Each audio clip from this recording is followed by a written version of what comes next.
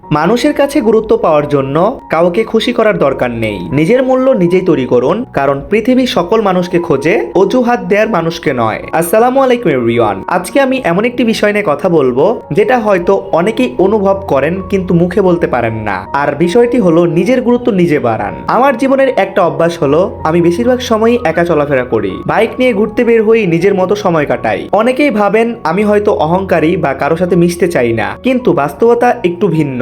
আমি মানুষের সাথে কম মিশি কারণ আমি সবসময় ভালো সঙ্গ খুঁজি। সবাই খারাপ নয়, কিন্তু ভুল মানুষের সাথে চললে নিজের ক্ষতি হওয়ার সম্ভাবনা বেশি থাকে।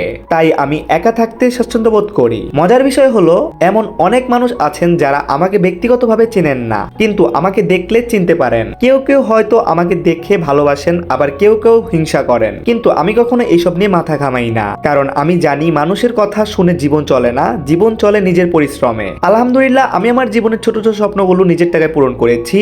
আমি বিশ্বাস করি মানুষ আসলে আপনার কথার মূল্য কম দেয়, আপনার কাজের মূল্য বেশি দেয়। যখন আপনি নিজের পায়ে দাঁড়াতে পারবেন, নিজের খরচ চালাতে পারবেন, নিজের স্বপ্ন নিজে পূরণ করতে পারবেন, তখন মানুষ আপনাকে গুরুত্ব দিতে শুরু করবে। বাস্তবতা হলো যখন আপনার কোনো আয় থাকবে না, তখন খুব কম মানুষ আপনার খোঁজ নেবে। কিন্তু যখন আপনি উন্নতি করবেন, তখন অনেকেই আপনার পাশে দাঁড়াতে চাইবে। এটাই পৃথিবীর নিয়ম। শেষে একটা কথা বলি, নিজেকে প্রমাণ করার জন্য কারো সঙ্গে প্রতিযোগিতা করবেন না। গতকালের নিজের চেয়ে আজকে একটু ভালো হওয়ার চেষ্টা করুন। সাফল্য একদিন অবশ্যই আপনার দরজায় কড়া নাড়বে। ধন্যবাদ সবাইকে। ভালো থাকবেন, সুস্থ থাকবেন। আল্লাহ হাফেজ।